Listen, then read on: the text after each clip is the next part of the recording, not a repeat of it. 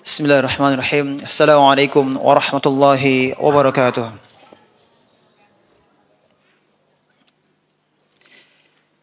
Innal hamdalillah nahmaduhu wa nasta'inuhu wa nastaghfiruh wa na'udzu billahi min shururi anfusina wa min sayyiati a'malina.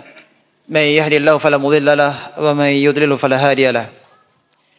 Wa asyhadu an la ilaha illallah wahdahu la syarika lahu wa asyhadu anna Muhammadan abduhu wa rasuluh.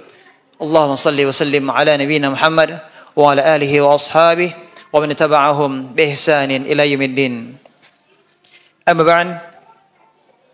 Bapak-bapak, ibu-ibu, ikhwatillah dan para pemirsa Najah TV, a'azzanallahu wa iyyakum.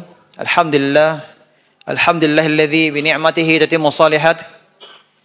Kesempatan yang berbahagia ini Allah Subhanahu wa taala kembali memberikan kita nikmat karunia-Nya sehingga pada pertemuan ini adalah merupakan bab yang terakhir dari kitab Tauhid, yakni bab yang ke-67. Kita bersama akan membaca dan mempelajarinya. Semoga Allah SWT memudahkan dan berikan keberkahan dari apa yang kita pelajari. Bab kita di kesempatan ini adalah Babu ma jaa fi qoulillahi ta'ala, bab firman Allah Subhanahu wa taala, yakni surat Az-Zumar ayat 67. Bab firman Allah Subhanahu wa taala surat Az-Zumar ayat 67. Ini menjadi landasan pembahasan kita dan penulis Syekh Muhammad bin Abdul Wahhab rahimahullah menjadikan ayat ini sebagai dalil dan sekaligus sebagai bab pembahasan. Firman Allah Subhanahu wa taala surah Az-Zumar ayat 67, silakan bisa dilihat. Wa ma qadarullaha haqqa qadrih, dan mereka tidak mengagungkan Allah dengan pengagungan yang semestinya. Wal ardu jami'an qabdatuhu yaumal qiyamah, padahal bumi seluruhnya dalam genggamannya pada hari kiamat. Bumi seluruhnya dalam genggaman Allah pada hari kiamat. Was samawati matwiyyatun bi yaminih. As-samawat, dan langit digulung dengan tangan kanannya, bi yaminih, dengan tangan kanannya. Subhanahu wa ta'ala amma yusyrikun. Maha suci Allah dan maha tinggi amma yusyrikun, dari apa yang mereka persekutukan. Ikhwati fillah rahimakumullah.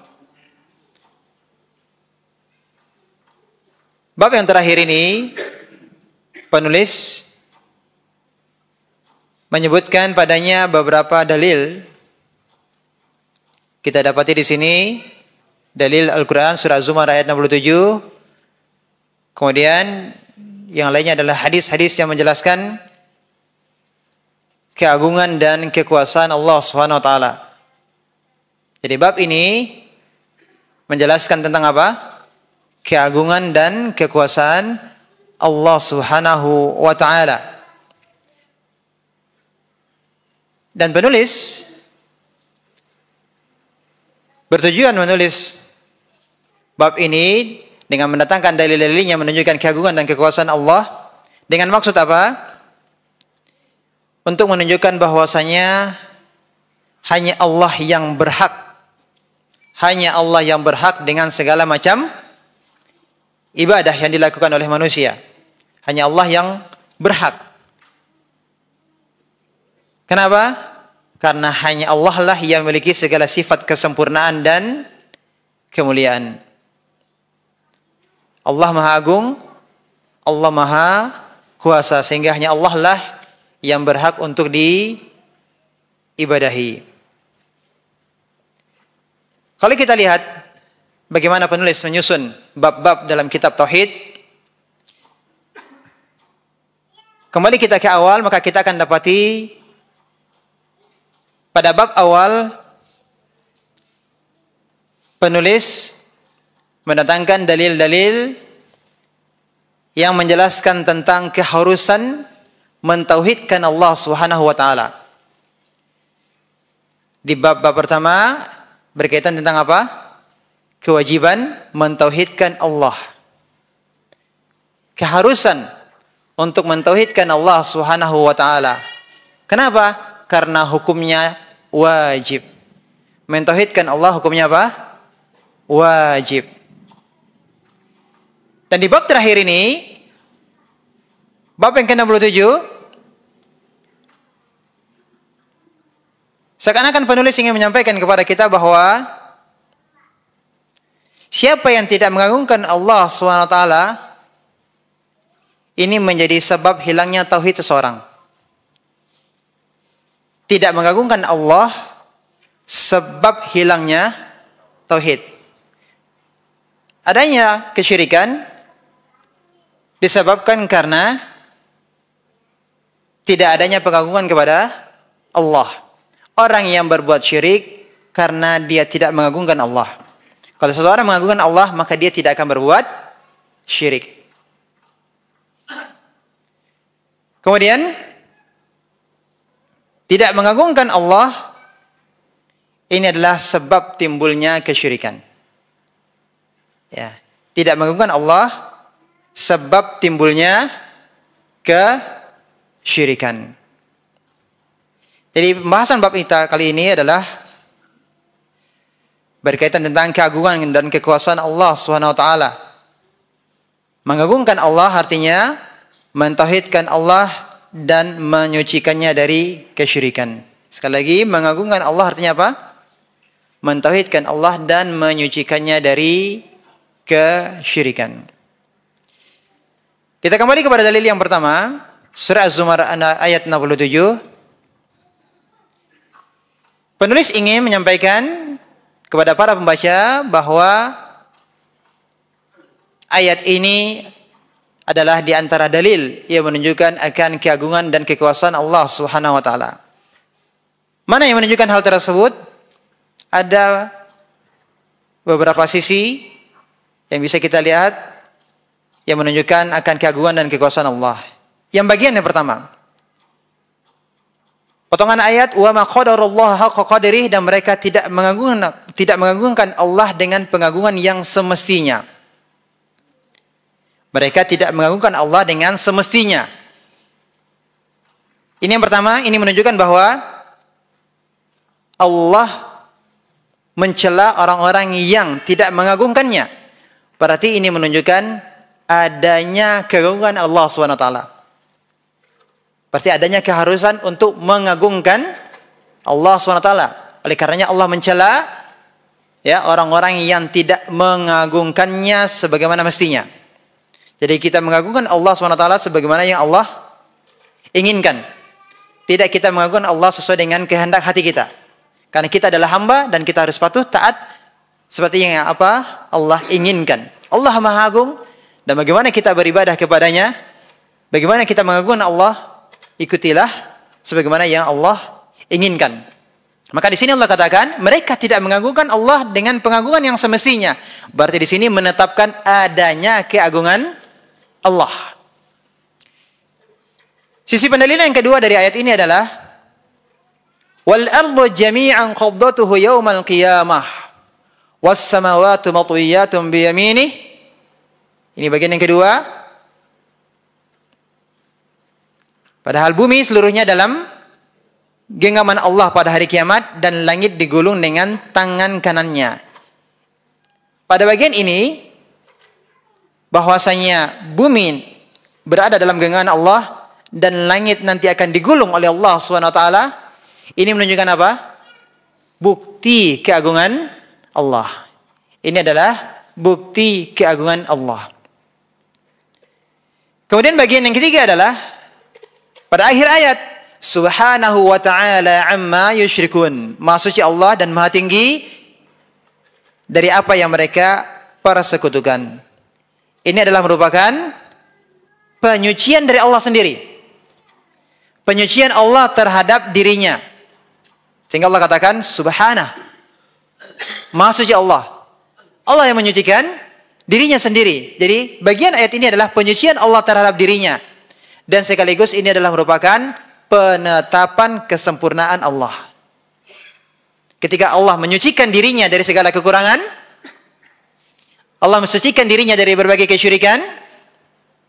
Kesyirikan itu berarti ada kekurangan. Gitu ya. Kesyirikan berarti ada kekurangan. Maka dengan demikian ini menunjukkan bahwa Allah menetapkan untuknya kesempurnaan dirinya. Mudah-mudahan bisa dipahami sisi pendalilan bagaimana Syekh Muhammad bin Abdul Wahab menjadikan ayat ini sebagai bab pembahasan tentang keagungan dan kekuasaan Allah SWT, sehingga wajib bagi kita untuk mengagungkan Allah dan tidak berbuat syirik. Karena berbuat syirik berarti tidak mengagungkan Allah. Kemudian dalil yang kedua, Ibnu Mas'ud radhiyallahu anhu menuturkan salah seorang pendeta Yahudi datang kepada Rasulullah SAW dan berkata, siapa yang datang? Pendeta Yahudi datang menemui Rasulullah SAW. Dia berkata, ya Muhammad, inna najidu anna Allah yaj'alus samawati ala isba'. Wahai Muhammad, sesungguhnya kami menjumpai dalam kitab suci kami. Maksudnya kitab suci apa? Taurat. Bahwasanya Allah akan meletakkan langit atau meletakkan seluruh lapisan langit ala isba', di atas satu jari. Wal aradina ala isba', dan meletakkan bumi atau seluruh lapisan bumi di atas satu jari. Wasyajaru ala isba', pohon-pohon di atas satu jari. Wal ma'a ala isba', air di atas satu jari. Wassara ala isba', as-sara artinya tanah. Tanah di atas satu jari. Wasairul khalqi ala isba', dan seluruh makhluk di atas satu jari. Fayaqul, maka Allah berfirman, Anal Malik, akulah penguasa. Ini yang dikabarkan oleh siapa? Pendeta Yahudi kepada Rasulullah sallallahu alaihi wasallam yang dia dapati dari kitab Taurat. Sampai pada firman Allah, Anal Malik. Ya, Allah mengatakan, akulah penguasa. Mendengar apa yang dikatakan oleh orang tersebut, fadhahikan Nabi sallallahu alaihi wasallam. Tertawalah Nabi sallallahu alaihi wasallam. Hatta badat nawajidhuhu, sehingga tampaklah gigi dari Rasulullah sallallahu alaihi wasallam. Kenapa beliau tertawa? Tasdiqan liqaulil habar, karena beliau membenarkan ucapan pendeta Yahudi tersebut.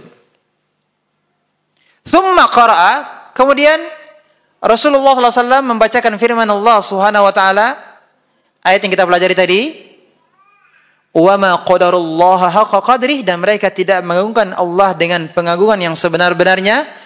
Wal ardu jami'an qabdatuhu yaumal qiyamah, padahal bumi seluruhnya dalam genggaman Allah pada hari kiamat, dan seterusnya sampai akhir ayat. Dan disebutkan dalam riwayat yang lain oleh Muslim, wal jibala wasyajara ala isba'. Wal jibal, gunung-gunung, wasyajar, dan pohon-pohon, ala isba', di atas satu jari. Thumma yahuzzuhunna fayaqul, kemudian digoncangkan oleh Allah, lalu Allah berfirman, Anal Malik, Anallah, akulah penguasa, akulah Allah. Ini dalam riwayat yang lain oleh Muslim. Dan disebutkan dalam riwayat lain oleh Al-Bukhari, yaj'alus samawati ala isba', Allah meletakkan semua langit di atas satu jari. Wal ma'a wathara ala isba', demikian juga air dan tanah diletakkan di atas satu jari. Wasair khalqi ala isba', dan seluruh makhluk di atas satu jari. Akhrajahu, hadis diriwayatkan oleh Bukhari dan Muslim. Ini dalil yang kedua.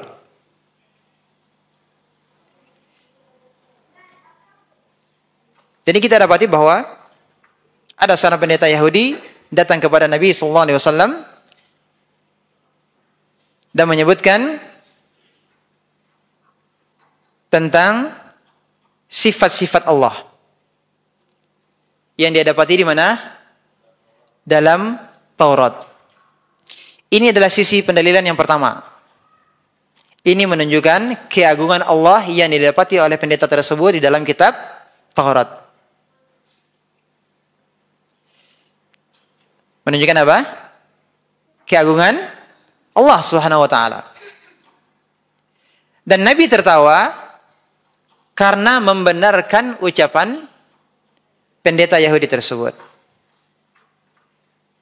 Kemudian sisi pendalilan yang kedua berkaitan dengan keagungan Allah, yakni Nabi SAW, Rasulullah SAW setelah mendengar apa yang disebutkan oleh pendeta tersebut, maka beliau membenarkan dengan membacakan firman Allah SWT surat Az-Zumar ayat 67. Ini adalah sisi pendalilan yang kedua. Nabi SAW membacakan ayat yang terkandung pada ayat tersebut, keagungan Allah Subhanahu wa ta'ala.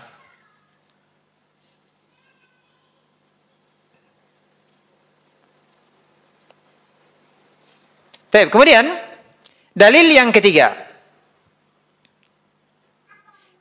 Muslim meriwayatkan dari Ibnu Umar radhiyallahu anhu bahwa Rasulullah SAW bersabda,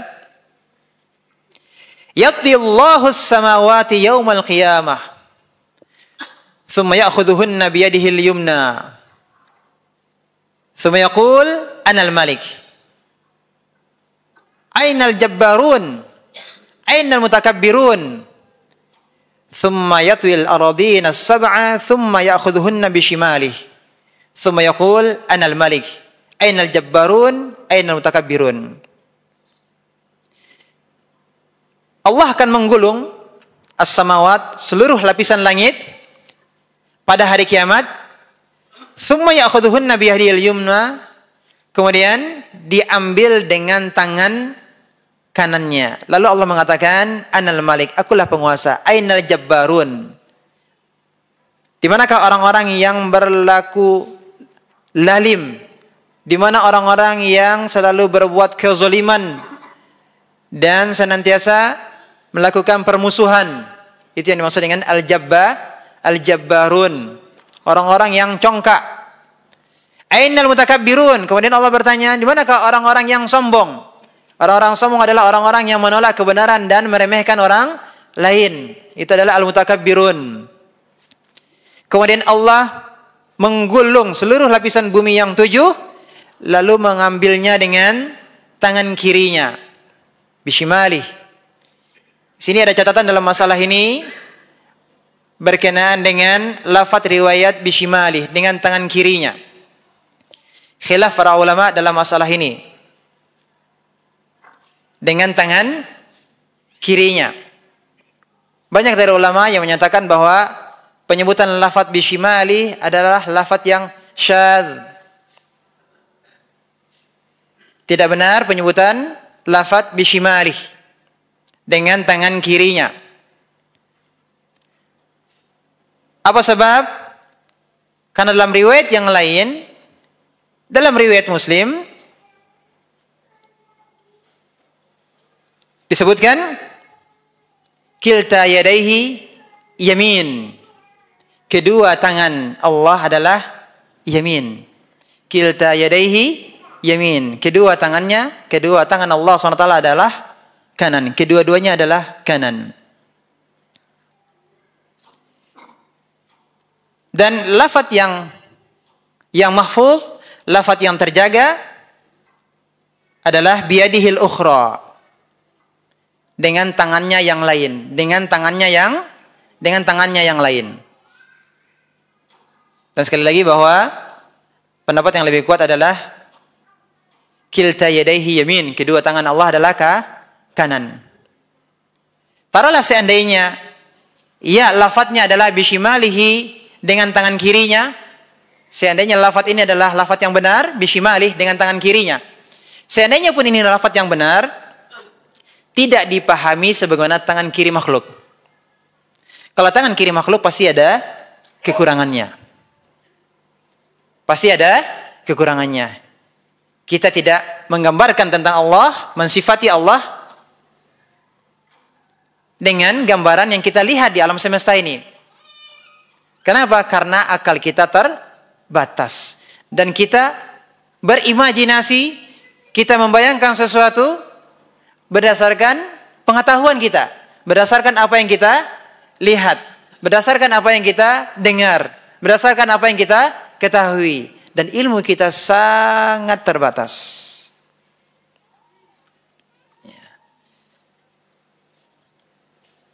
Jadi di sini kembali bahwa kedua tangan Allah adalah kanan. Kalaupun seandainya ini adalah lafadznya adalah kiri, maka tidak dipahami kiri sini adalah sebagaimana kiri makhluk yang ada kekurangannya. Allah maha sempurna. Nah, kemudian Allah berfirman, Anal Malik, Anal Jabbarun. Setelah tadi disebutkan bahwa Allah mengambil seluruh lapisan langit dengan tangan kanannya. Kemudian Allah katakan, aku adalah penguasa. Ainal jabbarun, ainal mutakabirun. Kemudian setelah itu Allah menggulung bumi. Lalu Allah ambil dengan, di sini dalam lafaznya disebutkan dengan tangan kirinya, dengan tangan kanannya. Allah kemudian mengatakan, Anal Malik, aku adalah penguasa. Ainal jabbarun, ainal mutakabirun. Kembali Allah mengulang. Di manakah orang-orang yang berbuat zalim? Di mana orang-orang yang berlaku lalim? Di manakah orang-orang yang sombong? Di sini diulang. Menunjukkan apa? Penegasan akan keagungan Allah. Allah ingin menegaskan tentang keagungan dirinya. Tak bisa dipahami? Jadi ini adalah dalil-dalil yang menunjukkan tentang keagungan dan kekuasaan Allah Tabaraka wa Ta'ala. Nah, pada hari kiamat nanti, orang-orang yang sombong, orang-orang yang congkak, bagaimana nasib mereka? Mereka akan dikumpulkan pada hari kiamat seperti semut-semut kecil dalam bentuk manusia. Orang-orang yang sombong, orang-orang yang angkuh, yang merasa dirinya besar di dunia, maka pada hari kiamat kelak, Allah akan jadikan mereka adalah orang-orang yang kecil dan orang-orang yang hina. Seperti semut-semut kecil berbadan manusia. Ya. Akan diinjak-injak orang. Dalil yang keempat diriwayatkan dari Ibnu Abbas radhiyallahu anhu, dia berkata, dalil yang keempat, Mas samawati as-sab'u wal araduna as-sab' fi kaffir rahman illa ka khardalah fi yadi ahadikum. Langit 7 dan bumi yang 7 di telapak tangan Allah Ar-Rahman. Langit 7 dan bumi yang 7 di telapak tangan Allah Ar-Rahman, tiada lain hanyalah bagaikan apa? Sebutir biji sawi. Kakhardalah. Sangat kecil. Yang diletakkan di tangan seseorang di antaramu. Jadi permisalannya, langit dan 7, yang 7 dan bumi yang 7 itu diletakkan di telapak tangan Allah, maka seperti apa? Seperti sebutir biji sawi yang kecil diletakkan di tangan kita. Itulah. Biji sawi itu adalah apa? Langit yang 7 dan bumi yang 7 lapis itu. Ini bukan berarti Ibnu Abbas ingin memisalkan tangan Allah seperti tangan manusia, tidak. Ini hanya ingin menunjukkan bagaimana langit dan bumi itu sangat kecil. Langit dan bumi yang kita baru lihat langit dunianya saja,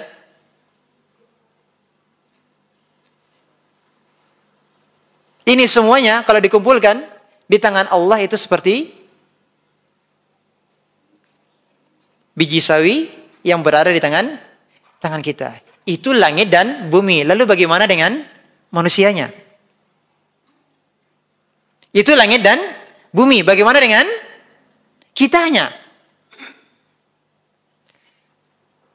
Ini menunjukkan apa? Keagungan Allah Subhanahu wa ta'ala. 6. Berikutnya, dalil yang kelima, penulis mendatangkan dalil yang lainnya menunjukkan akan keagungan dan kekuasaan Allah Subhanahu wa taala dari Ibnu Jarir. Berkata, Yunus menuturkan kepadaku, dia berkata kepadaku dari Ibnu Wahab, dari Ibnu Zaid, dari bapaknya Zaid bin Aslam. Zaid bin Aslam. Dia menuturkan bahwa Rasulullah SAW bersabda, Zaid bin Aslam ini adalah seorang tabi'in. Seorang tabi'in dan tidak berjumpa dengan Rasulullah sallallahu alaihi wasallam. Maka derajat hadis ini adalah dhaif. Derajat hadis ini adalah dhaif tapi maknanya sahih. Maknanya sahih. Tapi dari jalur periwayatannya lemah. Kenapa? Karena Zaid bin Aslam adalah seorang tabi'in, tidak bertemu dengan Rasulullah sallallahu alaihi wasallam. Jadi ada jalur yang terputus, mata rantai sanadnya terputus, tidak sampai kepada Rasulullah sallallahu alaihi wasallam. Kan dari tabi'in masih pada sahabat. Tapi dari sisi makna kita lihat maknanya benar. Mas samawatus sab' fil kursi illa kadarahima sab'atin ulqiyat fi turs. Ketujuh langit itu berada di kursi. Kursi Allah. Ya, ketujuh langit itu berada di kursi. Tiada lain hanyalah bagaikan 7 keping dirham yang diletakkan di atas turs. Turs itu adalah sesuatu yang terbuat dari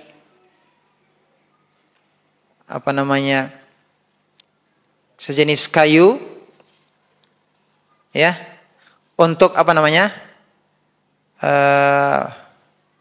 kayu atau kulit zaman dahulu ya, itu untuk menangkis pedang dan tusukan tombak. Bisa diartikan dengan perisai. Ya, perisai. Jadi di sini disebutkan ketujuh langit itu berada di kursi Allah, itu seperti apa? Seperti 7 keping dirham yang diletakkan di atas perisai. Jadi perisai itu adalah kursi Allah dan ketujuh langit itu adalah 7 keping dirham. Ya, ini menunjukkan akan apa? Bagaimana besarnya kursi Allah dibandingkan dengan langit. 6.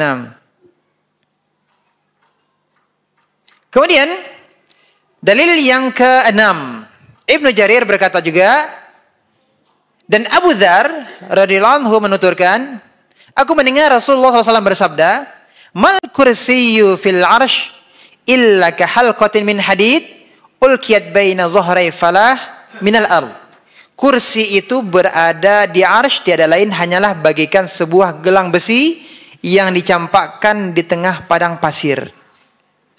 Kursi Allah dibandingkan dengan arsy Allah. Kursi Allah dibandingkan dengan arsy-Nya itu bagaikan apa? Gelang besi yang dicampakkan di tengah padang pasir.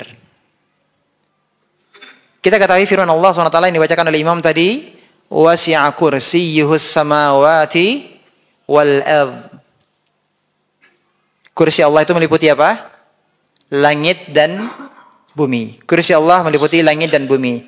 Langit dan bumi dibandingkan dengan kursi Allah seperti cincin yang diletakkan di padang pasir. Kursi Allah itu adalah padang pasir dan permisalan untuk langit dan bumi itu adalah cincin. Lalu perbandingan antara kursi Allah dengan arsy Allah. Kursi Allah itu sendiri adalah cincin.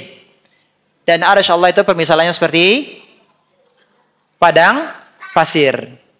Jadi perbandingannya seperti cincin yang diletakkan di padang pasir. Jadi berapa besarnya arsy Allah itu? Ya. Lalu bagaimana langit dan bumi? Langit dan bumi itu adalah seperti cincin di padang pasir, yang padang pasir itu sendiri adalah seperti cincin yang berada di padang pasir yang lebih luas lagi. Itu bumi dan langit. Bagaimana dengan manusianya? Bagaimana dengan manusianya? Ini menunjukkan bahwa Allahu Akbar. Allah Maha Besar dan kita amat sangat teramat kecil. Ya, sungguh amat teramat, apalagi bahasa yang lebih tepat ini menunjukkan bahwa kita benar-benar sangat kecil. Ini dalil yang ke-6 ya. Dalil yang ke-7. Diriwayatkan dari Ibnu Mas'ud bahwa beliau menuturkan, berarti hadis ini adalah hadis dari Ibnu Mas'ud radhiyallahu anhu. Hadisnya adalah hadis yang mauquf, tapi diriwayat derajatnya adalah dinyatakan bahwa hadis ini adalah dihukumi sebagai marfu', bersambung kepada Rasulullah sallallahu alaihi wasallam. Walaupun yang mengatakan adalah Ibnu Mas'ud. Kenapa? Karena yang beliau sampaikan ini adalah bukan pendapat beliau. Satu. Yang kedua, Ibnu Mas'ud tidak dikenal sebagai orang yang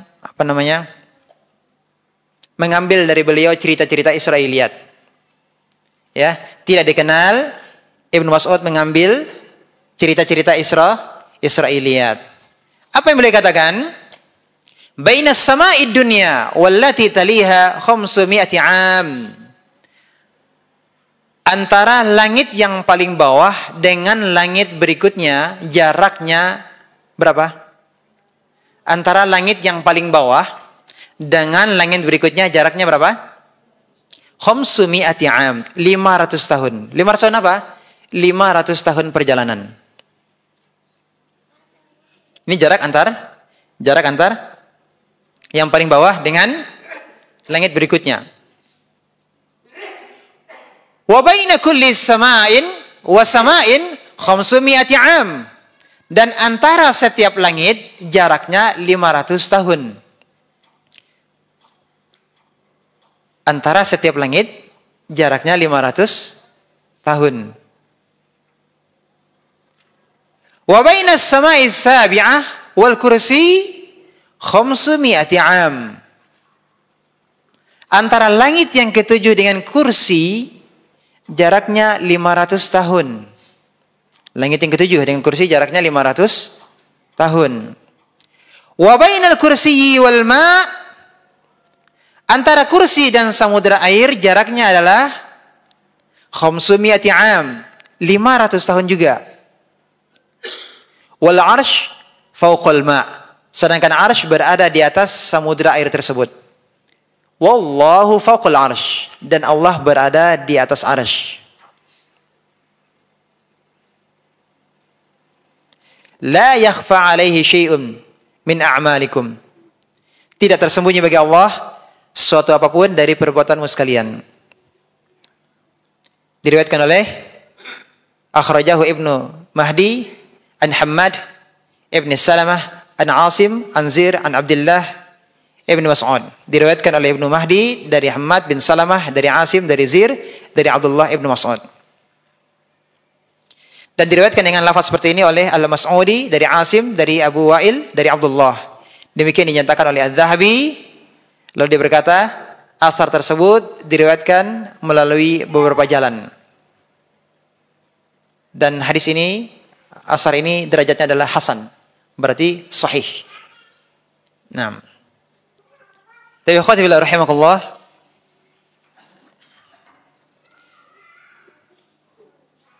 dalil yang ketujuh ini, pelajaran yang kita ambil adalah, di antara pelajarannya, ini menjadi dalil uluwullah, kemahatinggian Allah, sifat dan zatnya. Kemahatinggian Allah, sifat dan zatnya. Secara jelas disebutkan wallahu fawqal arsh.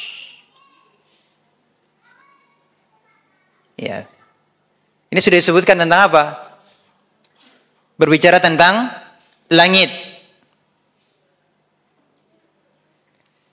Kemudian setelahnya berbicara tentang kursi. Ada air, ada arsy. Kalau yang seperti ini tidak bisa lagi ditakwil. Tidak bisa lagi ditakwil. Dicari makna yang lain dari Allah berada atau bersemayam di atas arsy. Bagaimana ditakwil? Sudah jelas.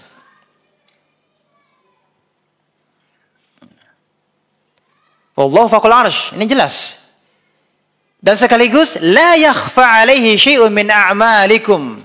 Sekalipun Allah secara zat berada di atas arsy, ketinggian zat Allah tidak menghalangi ilmu Allah untuk mengetahui amal perbuatan makhluknya ataupun ilmu Allah terhadap alam semesta ini.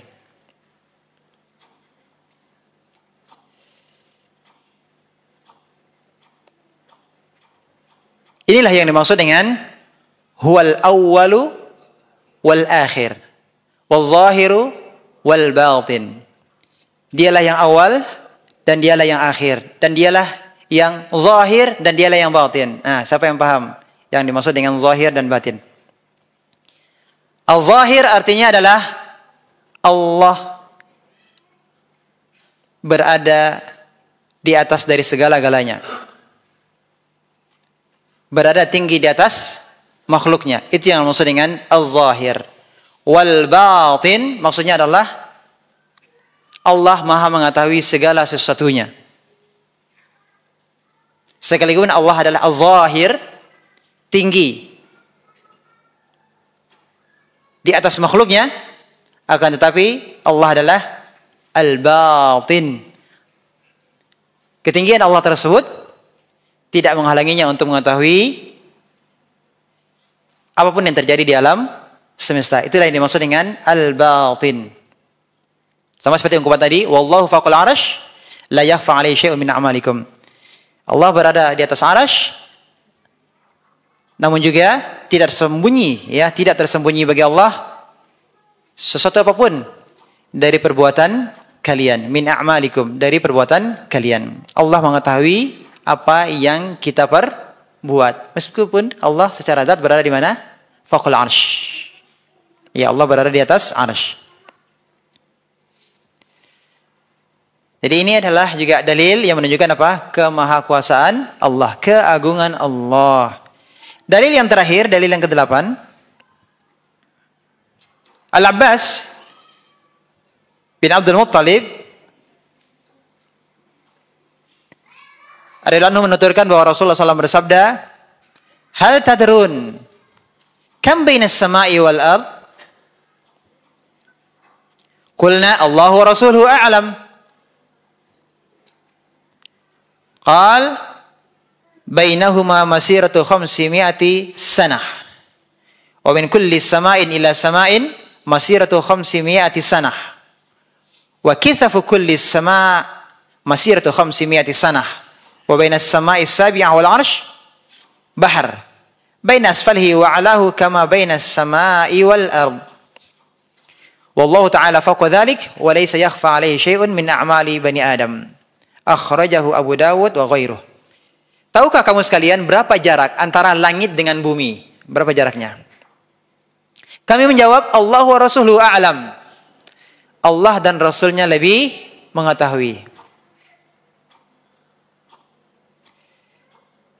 Beliau bersabda, antara langit dan bumi jaraknya perjalanan 500 tahun. Antara langit dan bumi jaraknya perjalanan 500 tahun. Ya. Langit yang pertama jaraknya 500 tahun. Dan antara satu langit ke langit yang lainnya jaraknya berapa? 500 tahun perjalanan. Kemudian ketebalan masing-masing langit adalah perjalanan 500 tahun. Ketebalan langit 500 tahun. Berarti bagaimana cara menggambarkannya? Bumi ke langit yang pertama jaraknya berapa? 500 500 tahun. Ketebalan langit yang pertama 500 tahun perjalanan. Kemudian dari langit yang pertama menuju langit yang kedua berapa? 500 tahun. Jadi tidak langsung ke langit yang kedua, masih 500 tahun perjalanan. Kemudian sampai ke langit yang kedua, ketebalannya berapa? 500 tahun. Setelah 500 tahun baru kemudian antara langit kedua dan langit ketiga berapa? 500 tahun. Baru kemudian melewati ketebalan langit ketiga berapa? 500 tahun. Lah hitunglah sampai ke atas. Nah, itulah gambarannya. Nah, kemudian antara langit yang ketujuh dengan arasy ada samudra. Ya, ada air. Dan antara dasar samudra dengan permukaannya, seperti jarak antara langit dengan bumi, berarti 500 tahun. Allah SWT di atas itu semua dan tidak tersembunyi baginya sesuatu apapun dari perbuatan anak keturunan Adam. Wallahu ta'ala fawqa dzalik. Itu semuanya tadi telah disebutkan. Allah berada di atas itu semuanya. Jadi yang paling tinggi adalah Allah tabaraka wa ta'ala. Akan tetapi, perhatikan yang terakhir apa? Laisa yakhfa 'alaihi syai'un min a'mali bani Adam. Tidak tersembunyi bagi Allah sesuatu apapun dari perbuatan anak keturunan Adam. Jadi ini semuanya adalah dalil-dalil tentang keagungan Allah SWT yang mengharuskan untuk kita mengagungkan dan mentauhidkan Allah Subhanahu wa taala. Ya, ini ya. Dan ini sekaligus dalil-dalilnya semuanya. Dalil yang kedua sampai dengan yang ke-8 ini adalah juga merupakan tafsiran dari atau penjelasan dari surat Az-Zumar. Ayat berapa tadi yang pertama? Az-Zumar ayat 67 yang menunjukkan kemahakuasaan Allah tabaraka taala. Baik, kita bacakan kandungan bab ini. Tafsir ayat tersebut di atas. Ini surat Az-Zumar ayat 67. Apa tafsirannya? Ayat ini menunjukkan keagungan dan kebesaran Allah dan kecilnya seluruh makhluk dibandingkan dengan Allah. Ini yang pertama. Kemudian yang kedua adalah ayat ini juga menunjukkan bahwa siapa yang berbuat syirik berarti tidak mengagungkan Allah dengan pengagungan yang sebenar-benarnya. Kemudian kandungan bab yang kedua. Pengetahuan tentang sifat Allah Subhanahu wa taala sebagaimana terkandung dalam hadis pertama masih dikenal di kalangan orang-orang Yahudi yang hidup pada zaman Rasulullah SAW. Mereka tidak mengingkarinya dan tidak menafsirkannya dengan tafsiran yang menyimpang dari kebenaran. Jadi orang-orang Yahudi yang hidup pada zaman Rasulullah SAW, mereka tidak mengingkari hal tersebut. Tidak mengingkari kekuasaan, keagungan Allah Subhanahu wa taala, dan mereka menafsirkannya dengan tafsiran yang benar, pemahaman yang benar. Yang ketiga, ketika pendeta Yahudi itu menyebutkan pengetahuan tersebut kepada Nabi SAW, apa reaksi beliau? Beliau tertawa dan ini menunjukkan beliau membenarkannya. Karena buktinya setelah itu beliau menyebutkan surat Az-Zumar ayat 67. Beliau membenarkannya dan turunlah ayat Al-Quran yang menegaskannya. Keempat, Rasulullah SAW tertawa ketika mendengar pengetahuan yang agung ini disebutkan oleh pendeta Yahudi. Sekali lagi, Rasulullah tertawa. Ini menunjukkan apa? Beliau membenarkannya. Ya. Yang kelima, disebutkan dengan tegas dalam hadis adanya dua tangan bagi Allah dan bahwa seluruh langit diletakkan di tangan kanan dan seluruh bumi diletakkan di tangan yang lain pada hari kiamat nanti. Yang keenam, dinyatakan dalam hadis bahwa tangan yang lain itu disebut tangan kiri. Ini menjadi catatan kita. Yang benar adalah biyadihil ukhra, tidak disebutkan bishimalihi, tidak disebutkan dengan tangan kirinya. Tidak disebut tangan kiri. Karena tangan Allah keduanya adalah kanan. Yang ketujuh, disebutkan keadaan orang-orang yang berlaku zalim dan berlaku sombong pada hari kiamat. Yang kedelapan, dijelaskan bahwa seluruh langit dan bumi di telapak tangan Allah bagaikan sebutir biji sawi yang diletakkan di telapak tangan seseorang.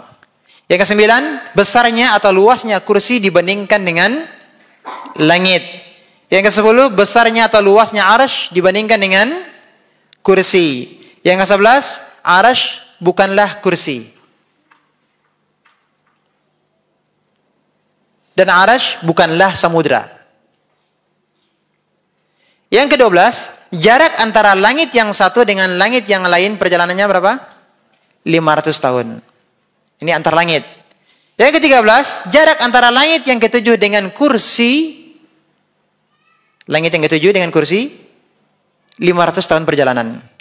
Yang ke-14, jarak antara kursi dengan samudra sama 500 tahun perjalanan. Yang ke-15, arsy sebagaimana dinyatakan dalam hadis berada di atas samudra.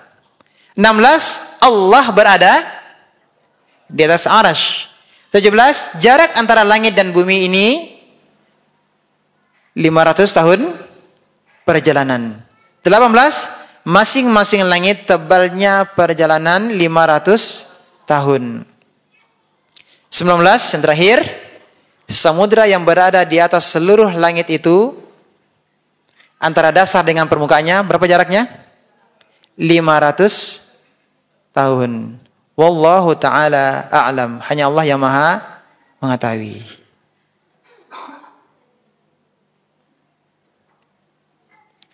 Segala puji hanya milik Allah dan Rabb sekalian alam.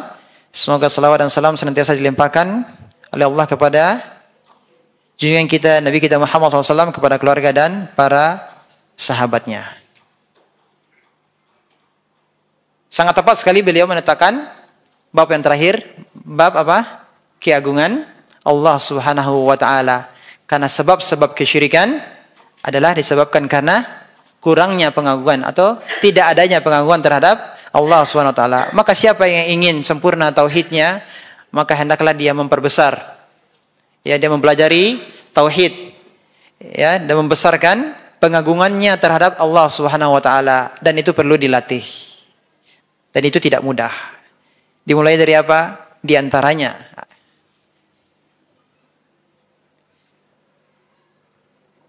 ketika salat, ketika kita mulai salat, apa yang kita ucapkan? Allahu Akbar.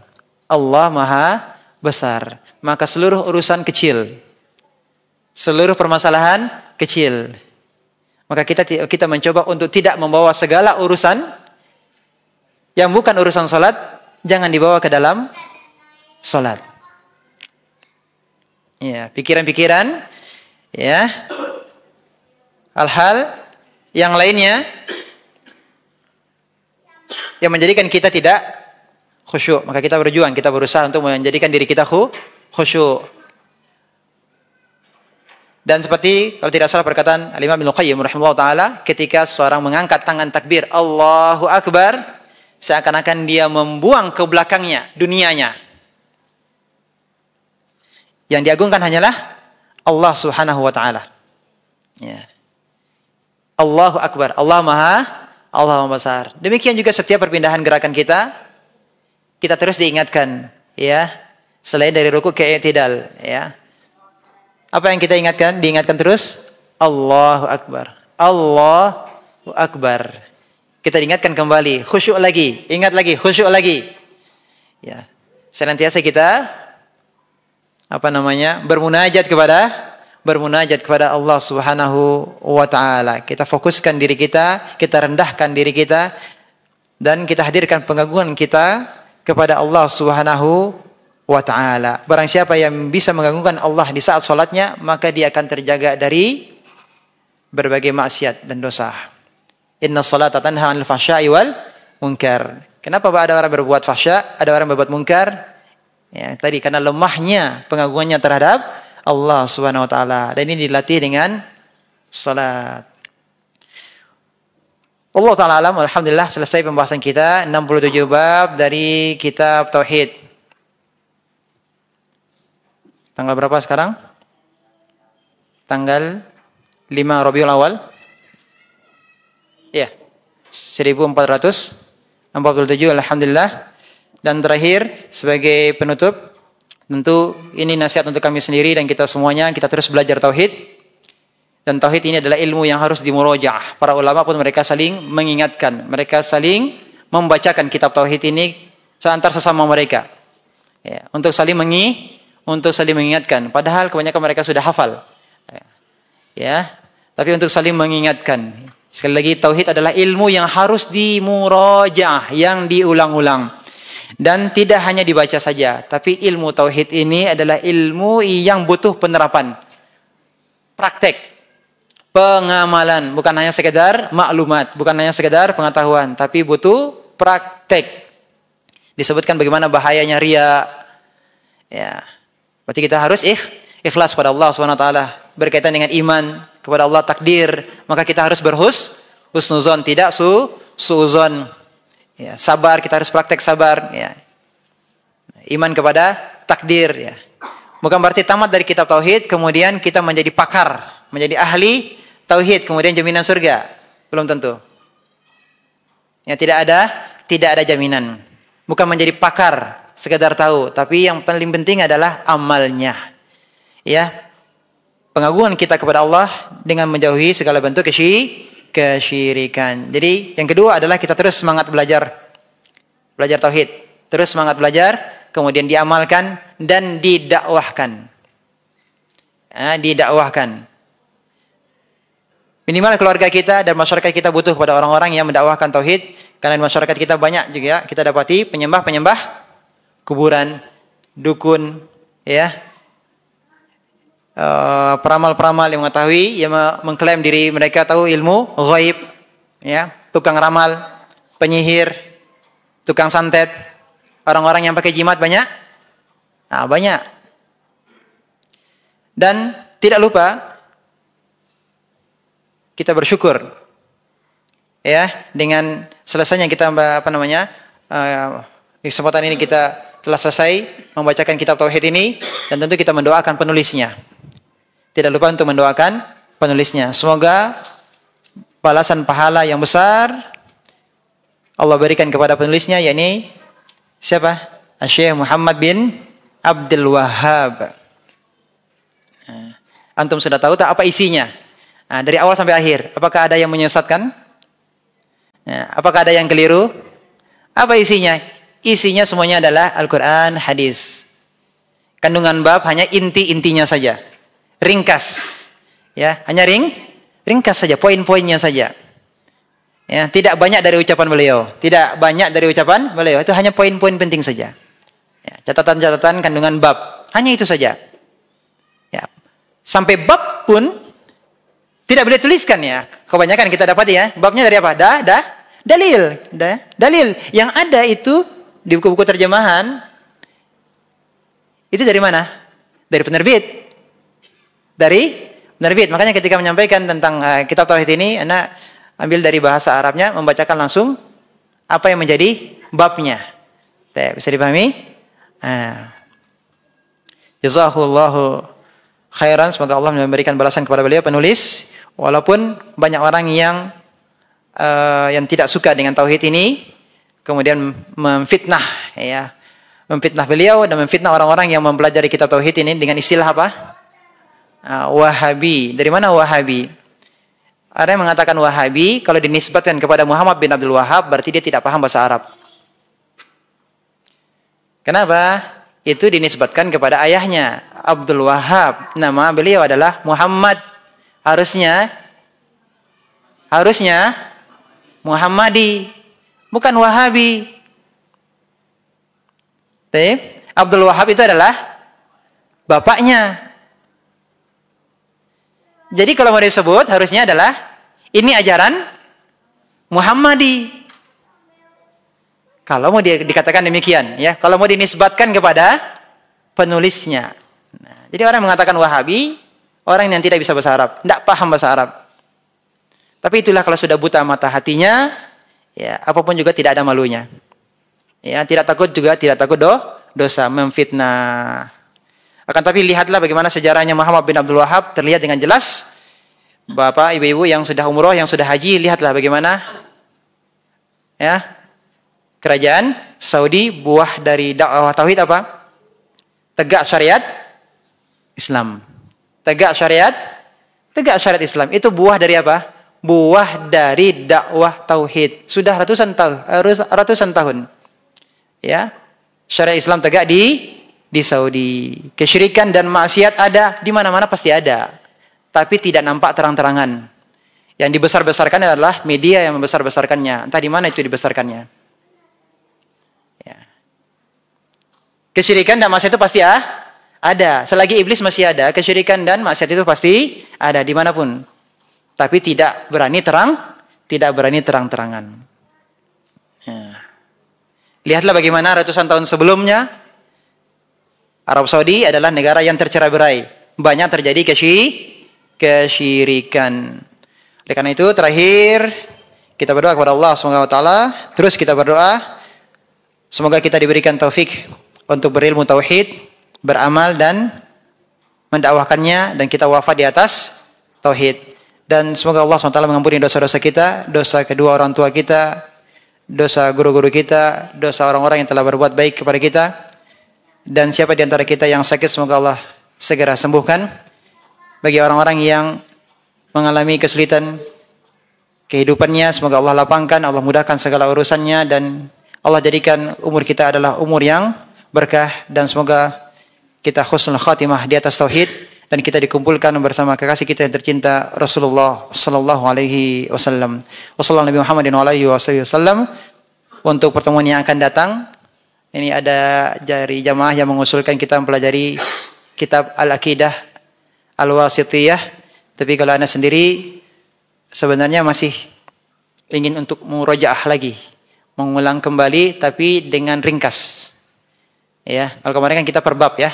Per bab, dan bisa jadi nanti ini murojaah mengulang kembali dari awal, namun dengan metode yang lebih ringkas ya, cepat ya, mungkin poin-poin dari masing-masing bab. Bisa jadi beberapa bab dalam satu pertemuan. Ini dalam rangka apa? Murojaah. Bisa jadi ada di antara kita yang tidak hadir, bisa jadi ada yang tidak mengikuti dari awal. Mudah-mudahan ini juga termasuk bab untuk mengulang kembali murojaah, dan insyaallah taala setiap ilmu itu kalau kita ulang kembali ada saja faidahnya. Akan ada nanti buah-buahnya nanti, dan semoga ini akan mempertambah keimanan kita dan tauhid kita kepada Allah Tabaraka Taala. Demikian, wabillahi taufiq wal hidayah. Wassalamualaikum warahmatullahi wabarakatuh.